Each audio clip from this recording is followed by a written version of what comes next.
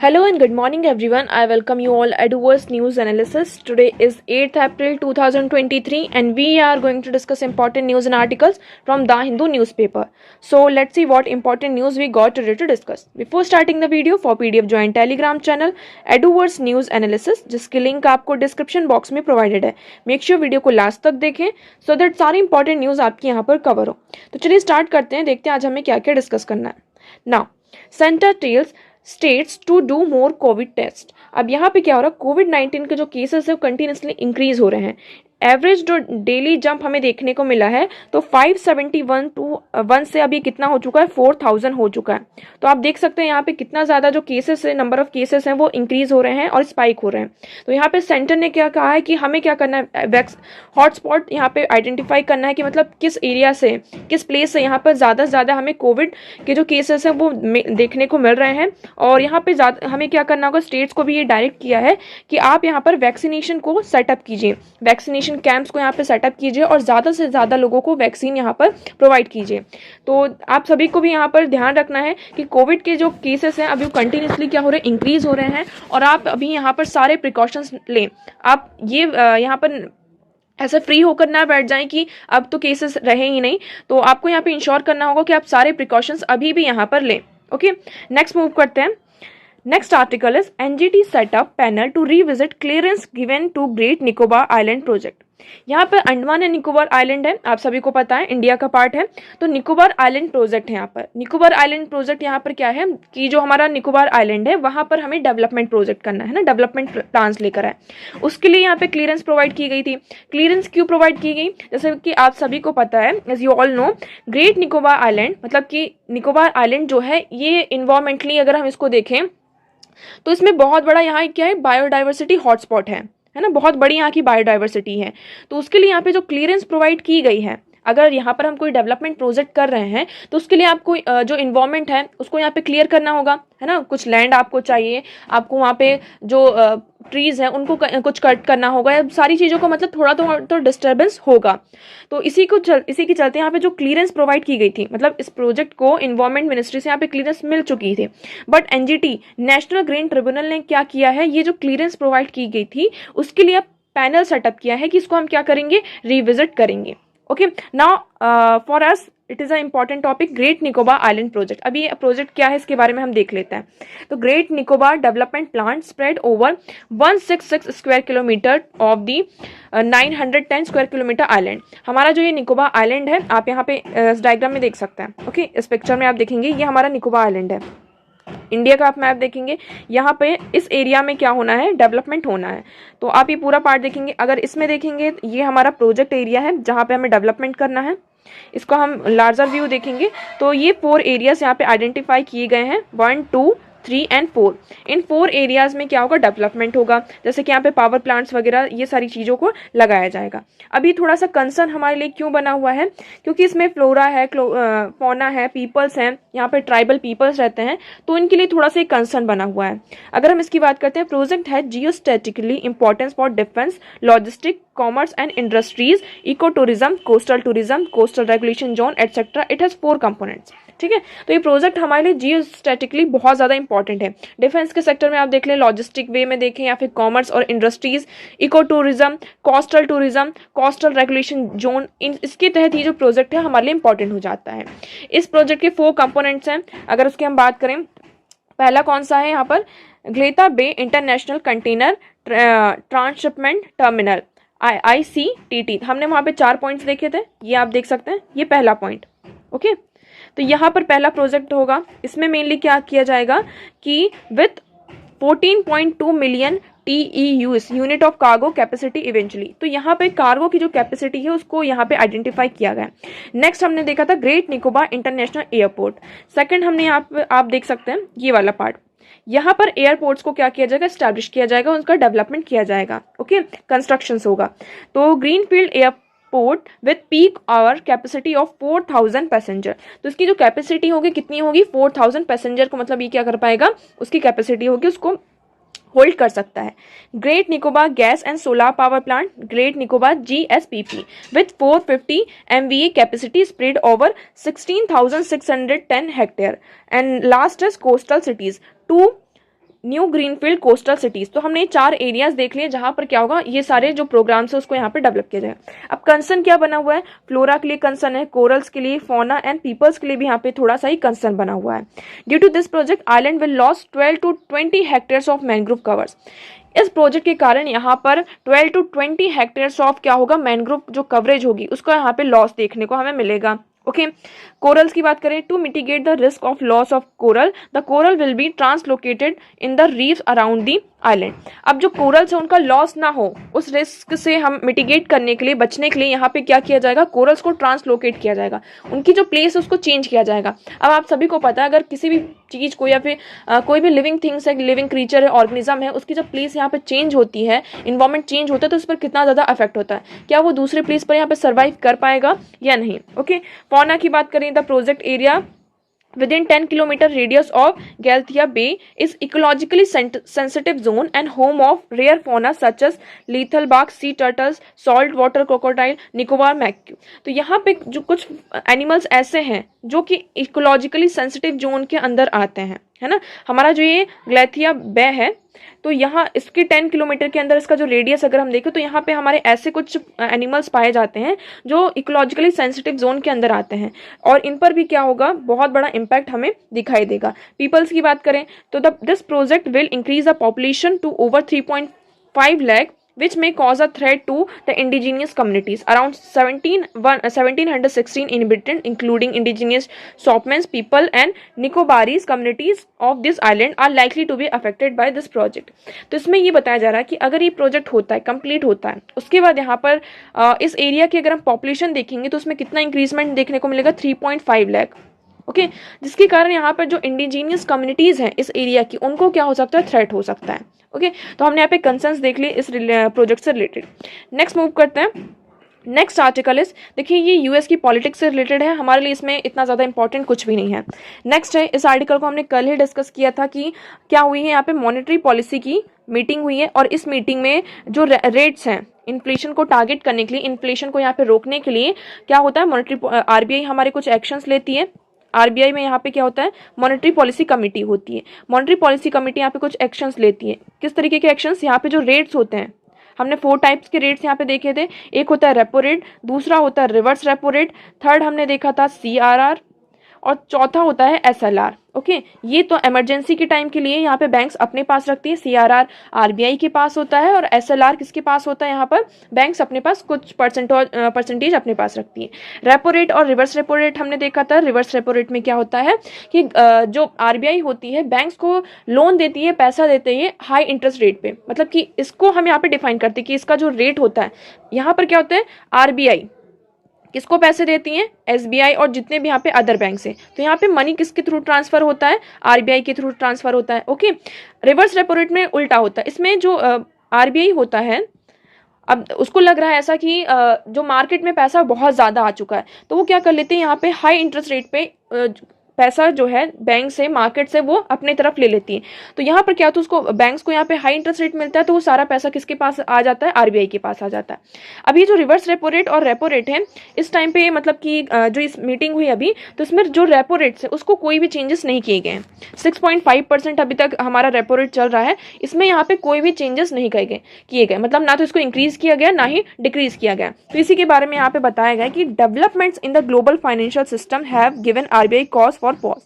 तो अभी इस टाइम पे जो ग्लोबल फाइनेंशियल सेक्टर में अगर हम देखें, ग्लोबल फाइनेंशियल सिस्टम जो है वहां पे जो डेवलपमेंट हो रही है, अभी जो ग्लोबल सिस्टम है, ग्लोबल फाइनेंस सिस्टम है, वो स्टेबल नहीं है। तो उसी को चलते हुए, उसी को देखते हुए आरबीआई ने यहाँ पे क्या लिया है, इसमें पॉज लिया है। जो रेपो रेट है उसको यहाँ पे इंक्रीज नहीं किया है, मतलब उनका ये डिसीजन सिर्फ कुछ टाइम के लिए ही है ना। फ्यूचर में अगर हमें कुछ ऐसा लगता है कि हाँ अभी भी इन्फ्लेशन हमारा कर्व नहीं हो पा रहा है, हमारा जो टारगेट होता है, अगर हम इन्फ्लेशन रेट देखें तो अगर मिनिमम देखें तो कितना होना चाहिए, 2%, और मैक्स 6% होना चाहिए।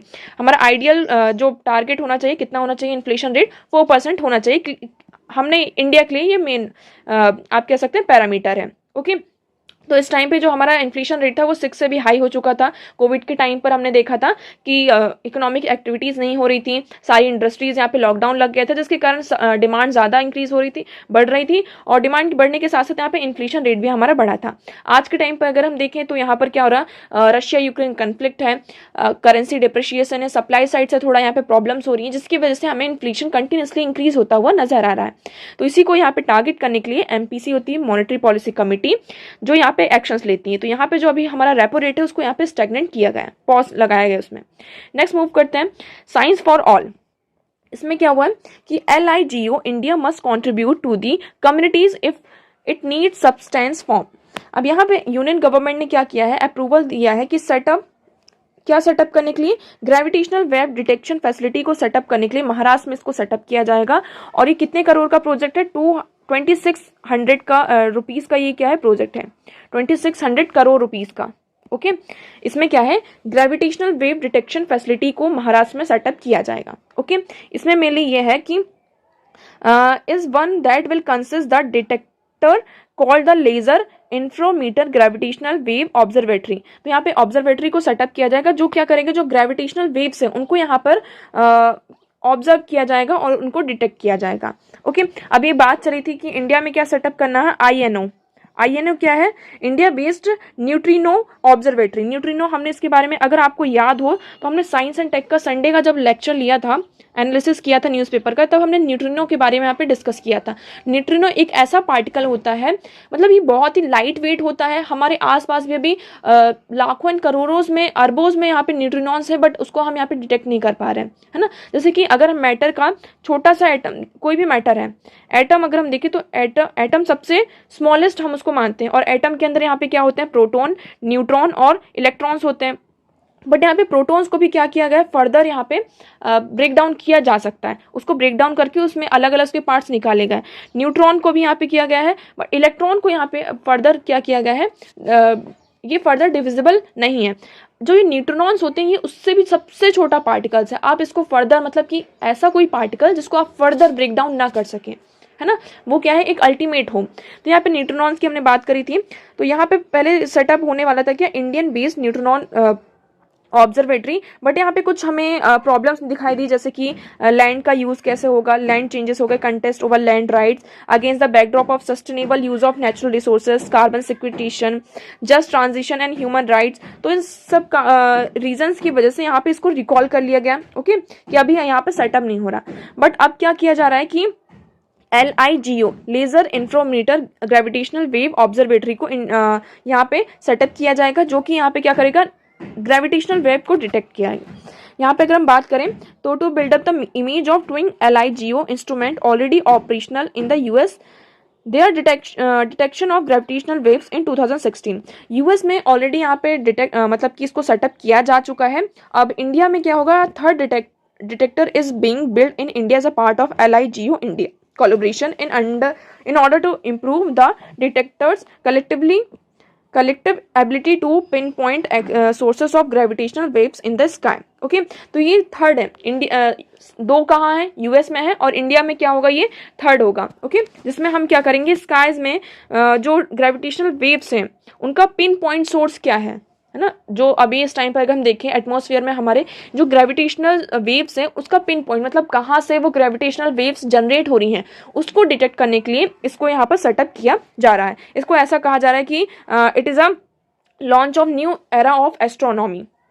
तो आई होप आपको ये पूरा आर्टिकल क्लियर होगा। तो इसमें यही सारी चीज़ों के बारे में बताया गया है कि किस तरीके से उसको यहाँ पे पूरा डिटेक्ट किया जाएगा। इससे क्या होगा कि जो हमारी नॉलेज है इस एरिया से रिलेटेड, इस कम्युनिटी से रिलेटेड, तो इसमें हम क्या करेंगे, सारी जो फैसिलिटीज़ है उसको कंट्रीब्यूट किया जाएगा। इस एरिया में हमारा जो सब्सटेंस नॉलेज है, यहाँ पे हम पूरा गुड फेथ और सारे जो कंसर्न्स हैं उसको यहाँ पे सामने रखा जाएगा, और उसके बारे में हमें बहुत सारी चीज़ों के बारे में पता चलेगा। ओके, नेक्स्ट मूव करते हैं। Next article is some advice to India on IFA negotiations. Now what is this IFA negotiation? तो WTO के द्वारा यहाँ पे ऐसा बताया जा रहा है कि इस टाइम पे जो WTO है बहुत ही आप ऐसे कर सकते हैं मॉरिबंड कंडीशन में है। मॉरिबंड कंडीशन मतलब कि एक ऐसी कंडीशन जहाँ पर हम कोई भी डिसीजन नहीं ले पा रहे हों, है ना, मतलब कि डाइंग पोजीशन होती है, मतलब कि एक मरणासन की स्थिति में आ जाते हैं, डाइंग पोजीशन की स्थिति में। अब यहाँ पे ऐसा बताया जा रहा है कि क्या है, एक एरिया पर रूल मेकिंग फैसिलिटी में देखें तो यहाँ पे क्या बन रहा है, investment facility agreement, investment facilitation agreement है, जिसको यहाँ पे 100 कंट्रीज ने किया है, इसके फेवर में है इस एग्रीमेंट के। बट यहाँ पे कुछ प्रॉब्लम्स हैं इस एग्रीमेंट से रिलेटेड। क्या क्या प्रॉब्लम्स हैं कि देखिए, this agreement will be very different from investment protection agreements such as bilateral investment treaties that allow foreign investor to bring claims against the host state to allege treaty breach. This is known as invest state dispute settlement. Okay अब यहाँ पे जैसे हम other agreements की बात करते हैं तो कंट्रीज के बीच में यहाँ पे क्या होता है, बायलेटरल इन्वेस्टमेंट ट्रीटीज होती हैं।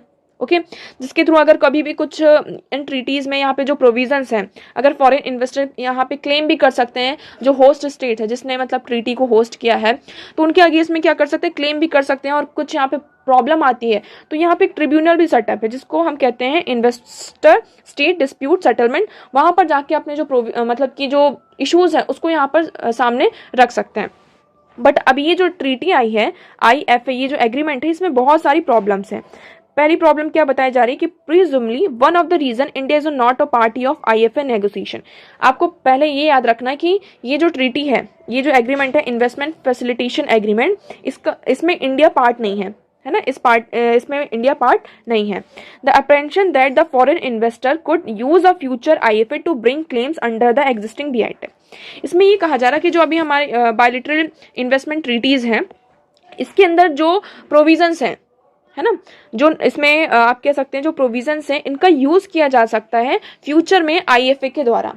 जैसे कि अब एक एग्जांपल इसमें दिया गया है, जैसे कि यहाँ पे क्या है, फ्री ट्रेड एग्रीमेंट का है, मोस्ट फेवर नेशन, जैसे कि foreign investor may use the most favour nation provision in BITS to borrow और import stipulations from IFA perceived to be more advantageous than those given in the underlying BITs। मतलब जो BITs में bilateral investment treaties में हमने यहाँ पे एक provision रखा है कि मोस्ट फेवर नेशन का, हम एक कंट्री दूसरे कंट्री को यहाँ पे मोस्ट फेवर नेशन प्रोवाइड करती है, जिसमें जो आपके टैरिफ वगैरह होते हैं, उसके जो चार्जेस होते हैं वो कम हो जाते हैं या फिर फ्री टैरिफ हो जाता है पूरा। तो इसको ये कहा जा रहा है कि IFA के द्वारा इसको क्या किया जा सकता है, इसके ये जो प्रोविज़न है इसको यहाँ पे मिसयूज़ किया जा सकता है और फर्दर इसमें फ्यूचर में इसको यूज़ किया जा सकता है। ओके अब इसमें एक प्रोविज़न ये भी बताया गया, आप यहाँ पर देखेंगे कि बायलेटरल ट्रीटी जो हमारी इन्वेस्टमेंट ट्रीटी है, इसमें एक क्लॉज है, उस क्लॉज को आप ऐसा कह सकते हैं एक अम्ब्रेला टर्म है ना। तो BIT clause that allow contractual and other commitments on to a foreign investor to be brought under the treaties protective umbrella. इस ट्रीटी में यहाँ पे अम्ब्रेला टर्म प्रोवाइड किया गया है जिसके अंदर जितने भी नेशन आते हैं इस ट्रीटी के अंडर, है ना, तो उनको सारी प्रोटेक्शन प्रोवाइड की जाएगी।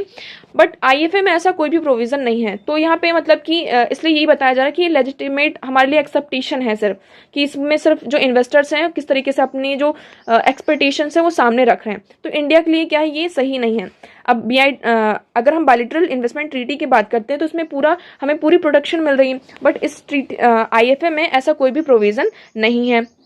इसमें फर्दर आर्ग्यूमेंट दिए गए हैं कि however these are mere presumption even if a foreign investor brings such claims, the ISDS arbitration tribunal is likely to agree with the investor for the following reasons।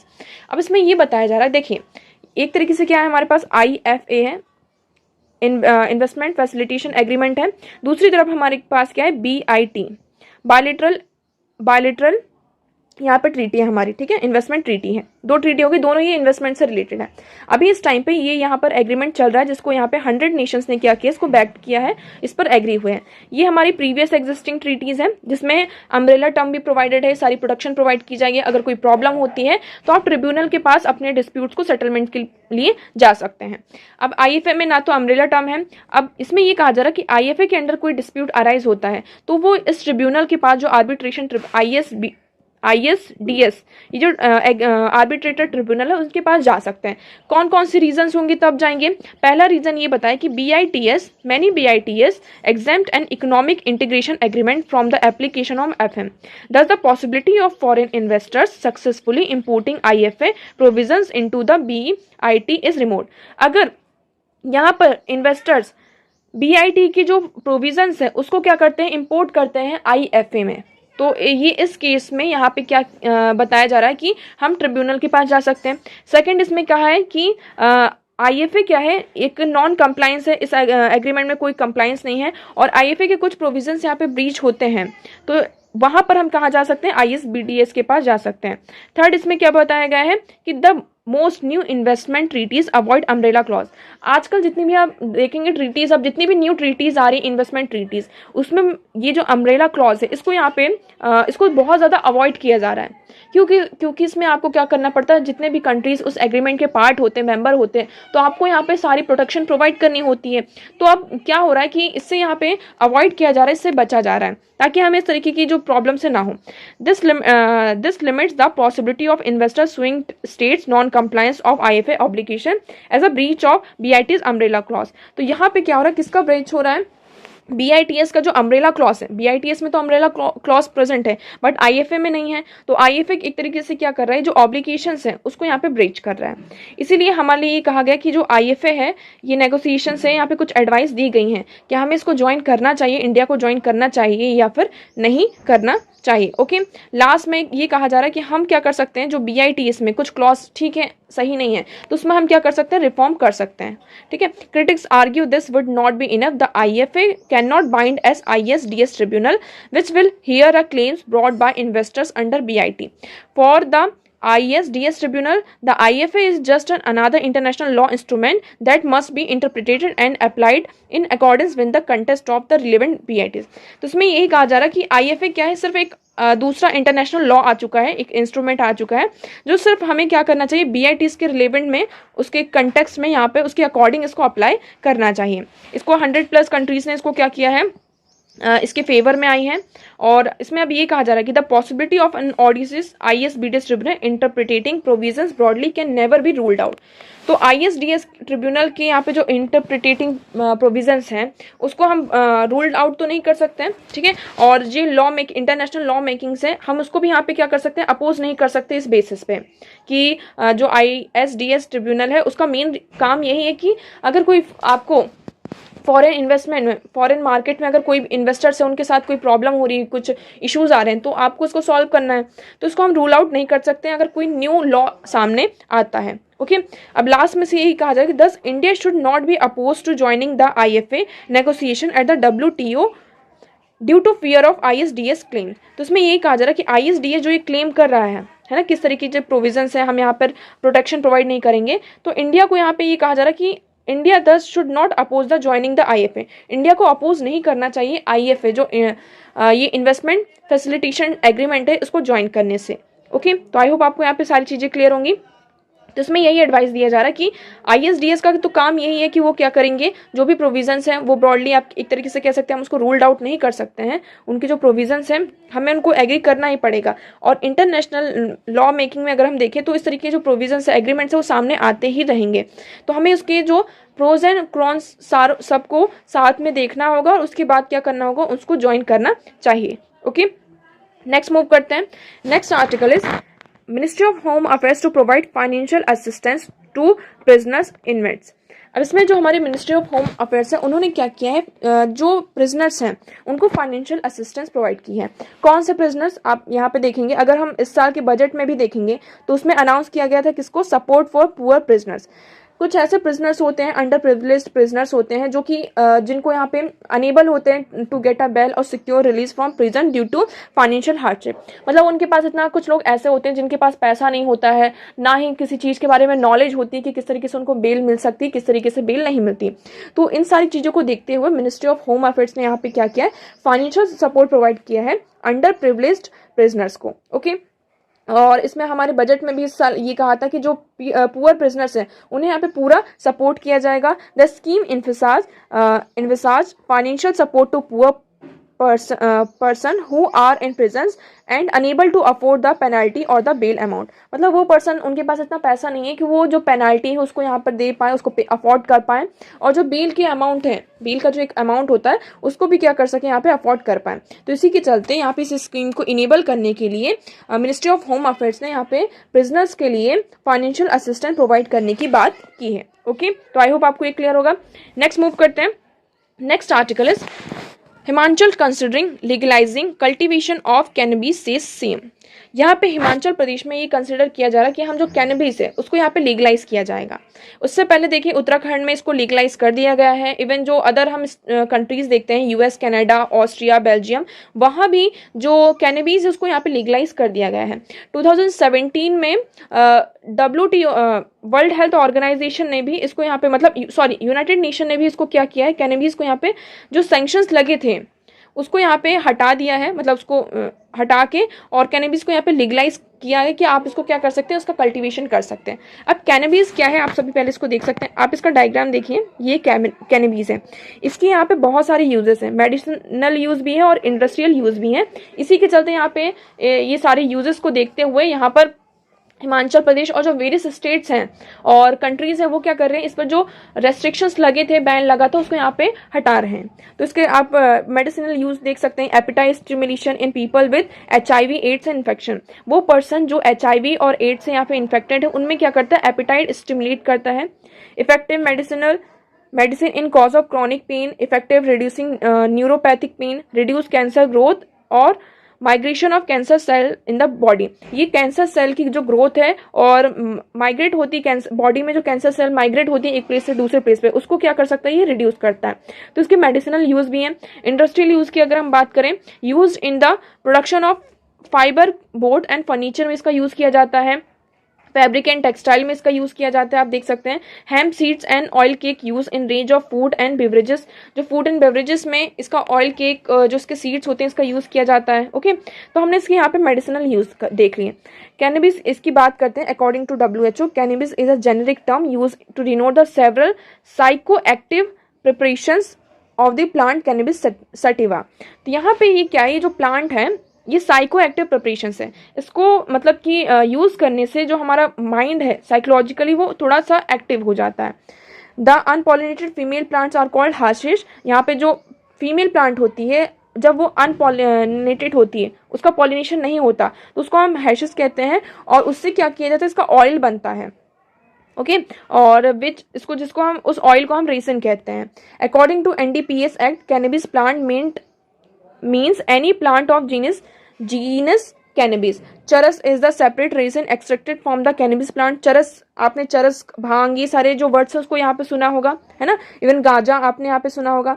तो the act define ganja as a flowering and fruiting tops. जो इस plant का जो flowering plant होता है, इस plant में जो फ्लावर्स आते हैं और जिससे फ्रूट्स आते हैं उसको हम गांजा कहते हैं। भांग क्या होता है, commonly consume during festival like holy, is a paste made of the leaves. इसकी जो लीव्स होती हैं उसके पेस्ट से यहाँ पे जो पेस्ट से जो बनता है, जो प्रोडक्ट बनता है जिसको हम होली के टाइम पे कंज्यूम भी करते हैं, उसे हम भांग कहते हैं। Similarly CBD oil, an acronym for cannabidiol derive from the leaves of the cannabis plant, would not be come under the NDPCS act. Cannabis oil is acronym derive from the and it does not act permit recreational use of cannabis in India.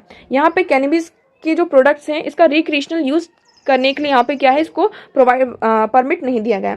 United Nation Commission on Narcotic Drugs CND in its 63rd session has taken a number of decisions leading to change in the way cannabis, marijuana और hemp is internationally regulated, including its reclassification out of the most dangerous category of drug. इसको पहले यहाँ पे categorise किया गया था most dangerous drug की category में, बट जब यूनाइटेड नेशन का यहाँ पे 63rd सेशन हुआ था वहाँ पे इसको रेगुलेट किया गया है, उसको उस कैटेगरी से यहाँ पे हटा दिया गया है।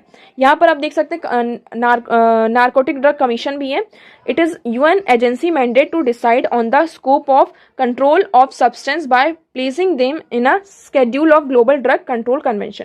तो यहाँ पे वो ड्रग जो कि मतलब हमारे लिए बहुत ज़्यादा हार्मफुल है, तो उसको यहाँ पे कंट्रोल करने के लिए, उनका यहाँ पे कल्टीवेशन कंट्रोल करने के लिए यहाँ पे क्या किया जाता है, इस ड्रग जो कमीशन है इसके अंदर, मतलब कि जो प्रोग्राम है उसके अंदर डाला जाता है।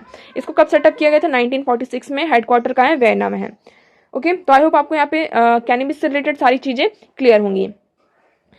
नेक्स्ट हम मूव करते हैं। नेक्स्ट है mission to map rural India's cultural asset cover over 1 lakh village.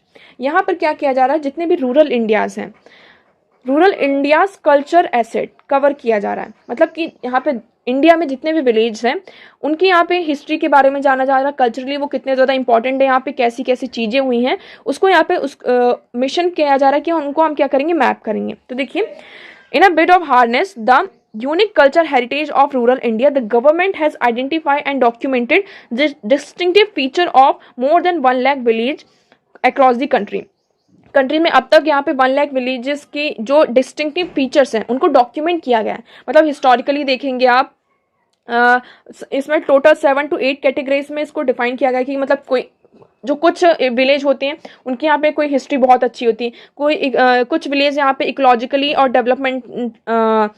Developmentally यहाँ पे बहुत ज़्यादा होते हैं। अब देखिए यहाँ पे कुछ एग्जांपल्स दिए गए हैं कि the example include the Bishnoi village near Jodhpur in Rajasthan which is a case study for living in a harmony in nature and.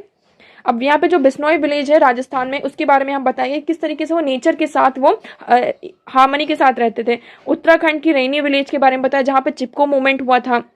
कुछ यहाँ पे कुछ जो विलेजेस हैं जहाँ पे जैसे कुछ महाभारत के कुछ इवेंट्स हुए थे, रामायण के कुछ इवेंट्स हुए थे। तो इस तरीके के जो प्लेसेस हैं, विलेजेस हैं, उनकी जो हिस्ट्री है उनको पूरा क्या किया जा रहा है, आइडेंटिफाई किया जा रहा है और डॉक्यूमेंट किया जा रहा है। जिससे हमारा, जैसे कि हम आप सभी को पता है कि इस टाइम पे हमारी एक एक्सरसाइज चल रही है जिसका क्या है, मेरा गाँव मेरी धरोहर। आपको यहाँ पे याद रखना, मेरा गाँव मेरी धरोहर, my village my heritage programme of the national mission for cultural mapping. तो यहाँ पे हमारा एक प्रोग्राम चल रहा है national mission for cultural mapping, जिसमें हमारे जितने भी गांव हैं, विलेज एरिया है, वहाँ पे जितने भी इवेंट्स हुए हैं, फेमस इवेंट्स आप कह सकते हैं, और जो उनकी इंपॉर्टेंस है उसको यहाँ पे आइडेंटिफाई किया जा रहा है, उसका डॉक्यूमेंटेशन किया जा रहा है और उसकी मैपिंग यहाँ पर की जा रही है। मैपिंग से यहाँ पर क्या होगा, जैसे कि हमें किसी भी इवेंट के बारे में कुछ भी देखना, तो हम वहाँ पे क्या होगा, एक तरीके से जाएंगे, उसके बारे में देखेंगे, सुनेंगे और हम उसके बारे में और ज़्यादा जानेंगे। तो लोगों को उसके बारे में अवेयर करवाने के लिए, उन चीज़ों के बारे में, मतलब जो भी यहाँ पे इवेंट्स हुए हैं, जितनी भी सारी चीज़ें हैं, उनसे अवेयर करवाने के लिए इस प्रोग्राम को यहाँ पर लेकर आया गया है। अब यहाँ पे क्या है, विलेज जो है एक तरीके से क्या किसका रोल प्ले करे, इंडिया कल्चरली देखे तो इंडिया का मेन कल्चर ही इंपॉर्टेंट पॉइंट आ जाता है ना। इंडिया की बात आती है तो मतलब कल्चर डाइवर्सिटी की यहाँ पर बात आती है। तो कल्चर एसेट को यहाँ पर हम क्या किया जा रहा है, उसको यहाँ पर कवर किया जा रहा है। ओके, तो आई होप आपको यहाँ पे सारी चीज़ें क्लियर होंगी। So that's for all today. I hope आपको यहाँ पे जितने भी हमने आर्टिकल्स डिस्कस किए क्लियर होंगे। अगर आपको कोई भी डाउट है आप कॉमेंट सेक्शन में हमसे पूछ सकते हैं। PDF के लिए join Telegram channel Eduverse news analysis, link आपको डिस्क्रिप्शन बॉक्स में प्रोवाइडेड है। सो आज के लिए इतना ही। Thank you so much for discussion.